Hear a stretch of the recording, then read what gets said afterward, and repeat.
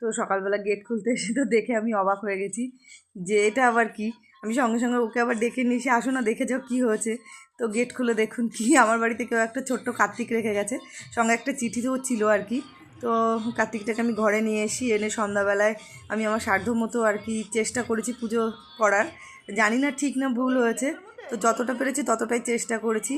আরও হচ্ছে ধানের শীষ নিয়েছিল, আর এদিকে 5 মিষ্টি, মুড়কি, ফল, চাল যতটুকু পেরেছি আর কি ততটুকু দিয়েই চেষ্টা করেছি।